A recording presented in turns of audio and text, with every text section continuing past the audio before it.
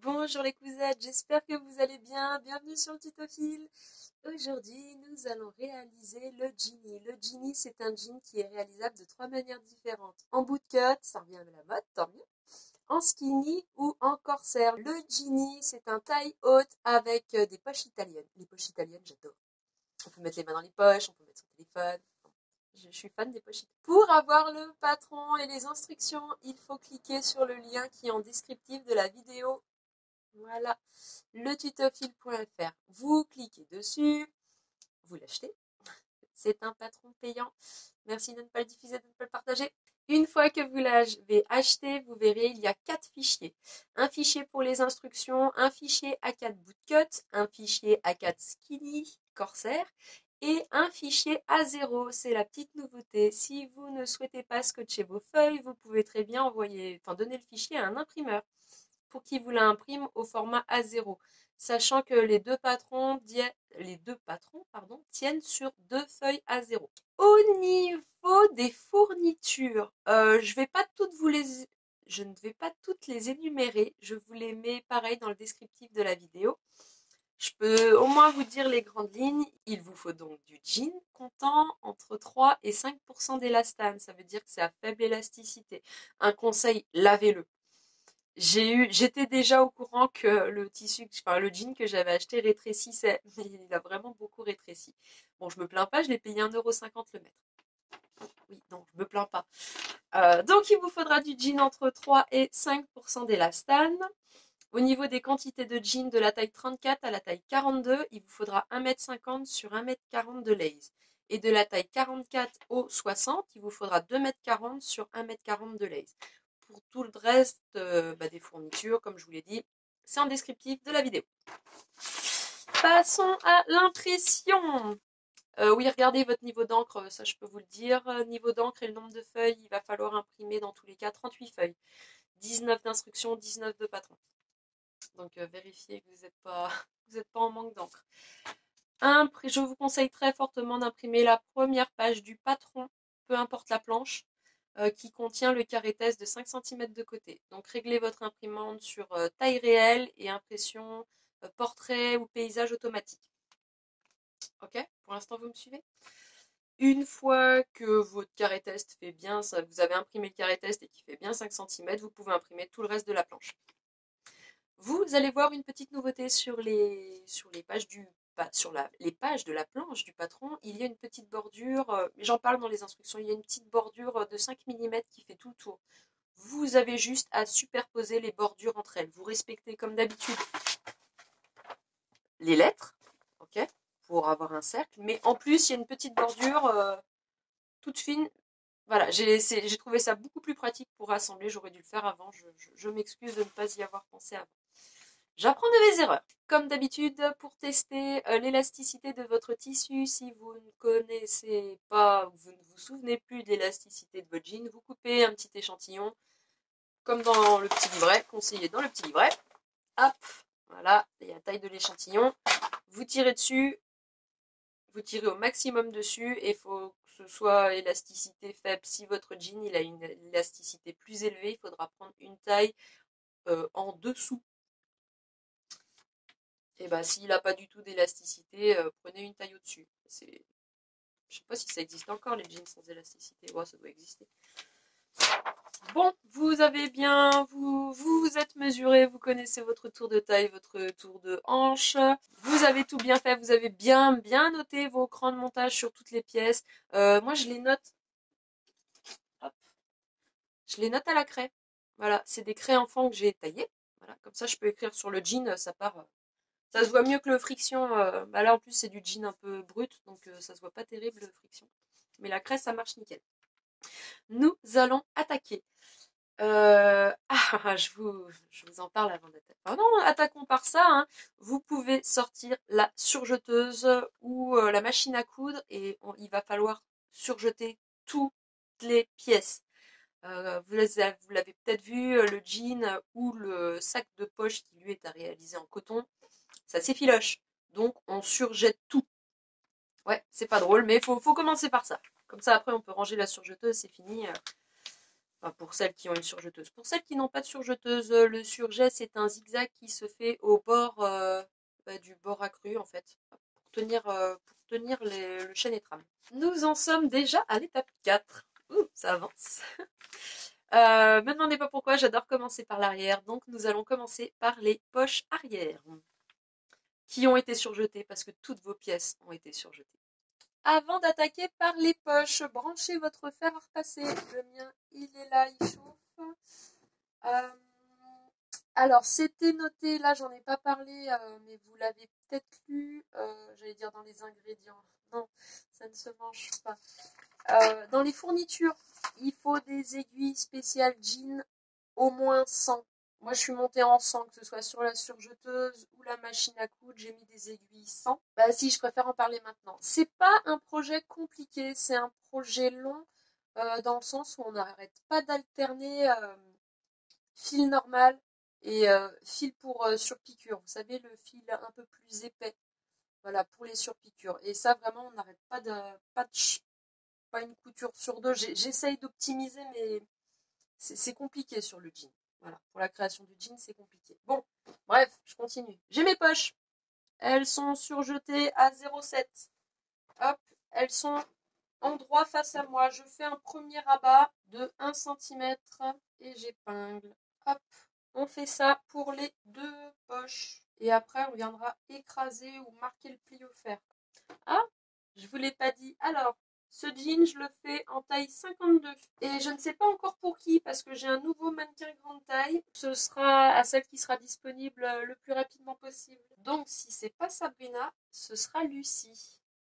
Voilà, Lucie, mon peut-être nouveau mannequin grande taille. Hop, là, on vient écraser la couture. Vous voyez, la poche, elle est épinglée et il y a un petit teuteux qui dépasse de chaque côté. Vous pouvez le couper. C'est pas gênant parce que ça va être rabattu encore une fois. Nos poches sont épinglées et sont repassées. Nous allons attaquer direct par une surpiqûre. Hop. À 0, on va faire une première surpiqûre à 0,7 du bord. Donc on allonge le point à 4 mm. 0,7 du bord, c'est quand j'aligne là le pli qu'on vient de repasser avec le bord du pied presseur. On commence les surpiqûres par un point d'arrêt, comme d'habitude. Et on termine la surpiqûre par un point d'arrêt également. On prend l'autre poche et on fait la même chose. Si vous souhaitez faire des décorations sur vos poches, vous avez déjà vu sur vos jeans, souvent vous avez des petites arabesques, des petits trucs. C'est le moment. C'est maintenant. Vous prenez une crève, vous faites un premier dessin pour vous guider et vous repassez dessus. Okay. Moi, on m'a pas donné de consigne sur les poches. Donc là, j'ai fait une première surpiqûre et je vais venir en faire une autre dessous à 0,4. Voilà. Là, il y a la première et à 0,4 dessous, je vais en faire une autre. Du coup, 0,4, ça fera que je vais... Bah non, mais je serai bien. Hop. Ok. Je fais ça pour les deux poches et je reviens. Nous avons fini nos surpiqûres. Hop. Elles sont là, elles sont belles. On a coupé les petits fils derrière qui dépassaient. Maintenant, on va prendre du fil et une aiguille. Parce qu'on va devoir bâtir. On va se faire un petit rabat. Enfin, un petit tourlet envers contre envers.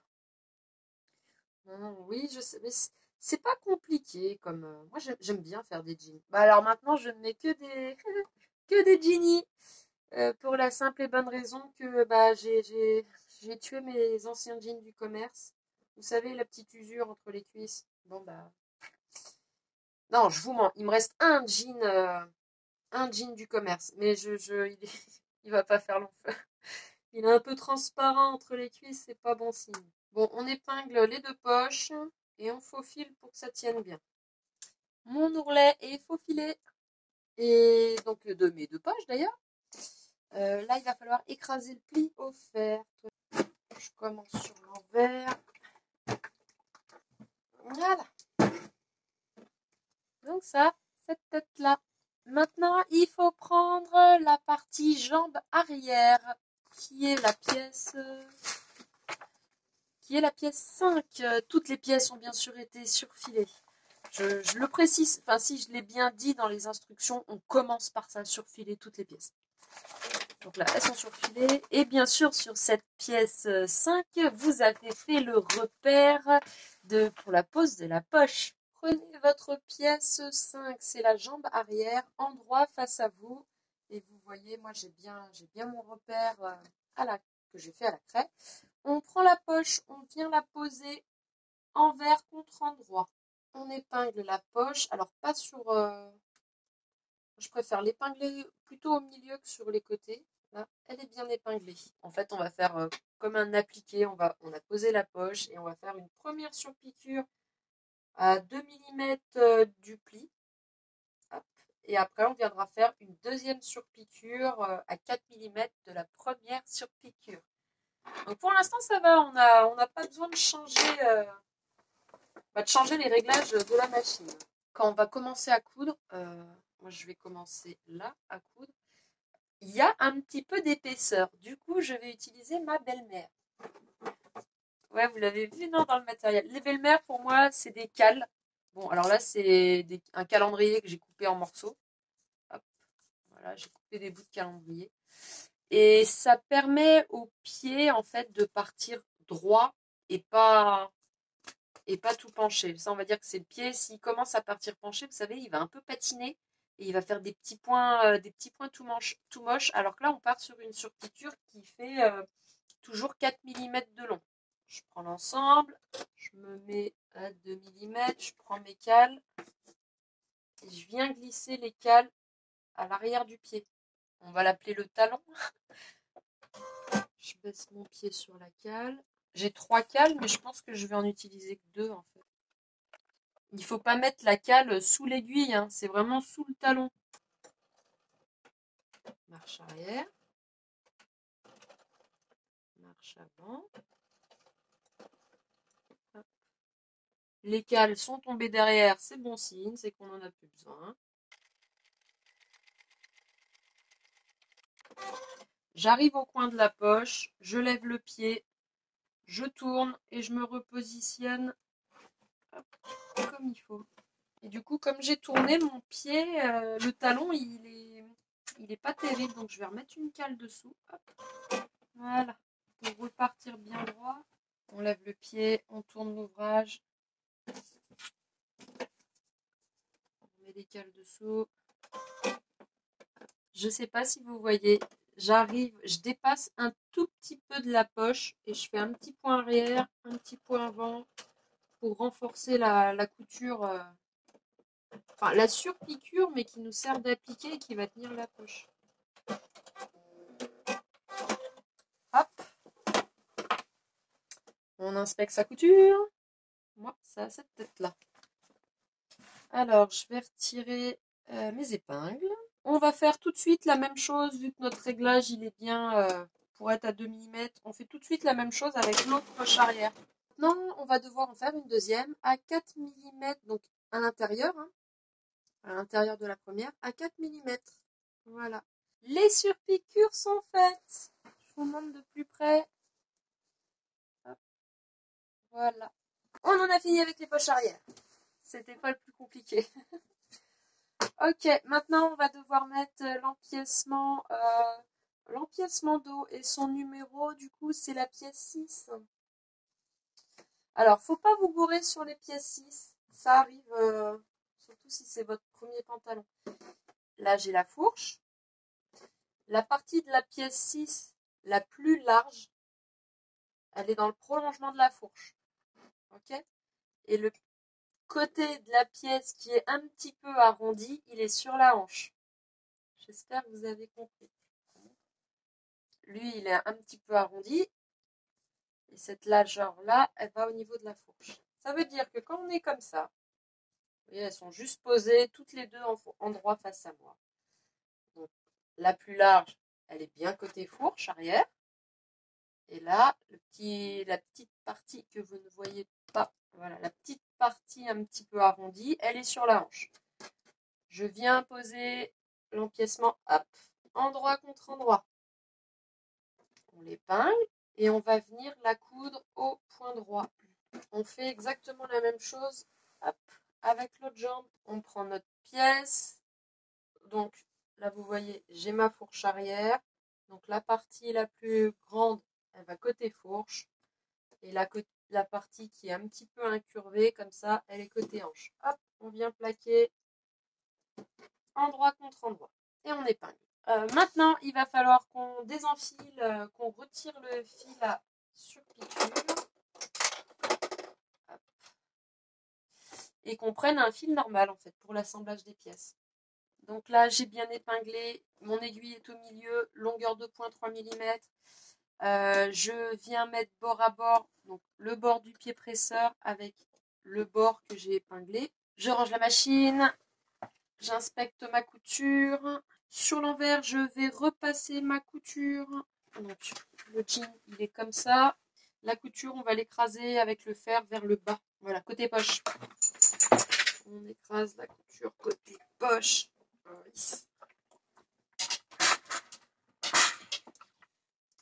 Alors, excusez-moi, il faut que j'aille ouvrir au chien. Voilà, c'est tout bien repassé. Vous vous doutez de la suite, non? Maintenant qu'on a repassé, eh ben, on va devoir surpiquer à 2 mm du bord. Voilà, comme tout à l'heure pour les poches. Et on fait ça des deux côtés. On commence la surpiqûre par un point d'arrêt, on la termine par un point d'arrêt. Bon, bah, il n'y a plus qu'à. Une petite cale pour commencer, ça fait pas de mal. Comme d'habitude, marche avant, marche arrière. Enfin, point d'arrêt, pardon, au début et à la fin. La surpiqûre a bien sûr un rôle décoratif, mais ça nous permet également de fixer les marges de couture, de bien les plaquer vers le bas. Ma première surpiqûre est faite. Vous l'avez compris, moi j'utilise pas d'aiguille double. Vous pouvez utiliser l'aiguille double et le faire en une fois. Vous pouvez faire aussi également une seule surpiqûre. Vous n'êtes pas obligé d'en faire deux, c'est vraiment pour le côté esthétique. J'ai fait plusieurs toiles de Ginny, j'en ai avec 2 surpiqûres et j'en ai avec une surpiqûre. Bon, bah, sachant que si vous doublez toutes les surpiqûres, ça vous prend 2 fois plus de fils. Pas forcément de temps, mais au moins 2 fils. Oui, bah si, ça vous prend du temps également si vous faites si vous faites 2 passages à l'aiguille simple. Donc là, je sais pas. Je pense que je vais faire une surpiqûre. J'aime bien une surpiqûre. C'est pas pour un gain de temps, mais je trouve ça joli aussi. Ah bon, après quand il faudra coudre les fourches, il faudra surpiquer, faudra faire 2 surpiqûres, c'est plus joli. Mais bon, pour celle-là, j'en fais qu'une. Et du coup, je fais également ma seconde surpiqûre. Donc les marges de couture sont bien rabattues vers la poche. Et c'est reparti. J'utilisais pas trop de belle-mère avant. Et là, avec le jean, c'est vraiment plus épais que du jersey normal. Hein. Il n'y a pas photo. Et ça fait vraiment la différence. Hein. Au démarrage, ça évite le petit enfin, qui avance pas. Là, ça avance vraiment tout seul. C'est bien. Alors là, bien sûr, je vous le dis, ça n'avance pas. Il faut plus de belle-mère. Petit.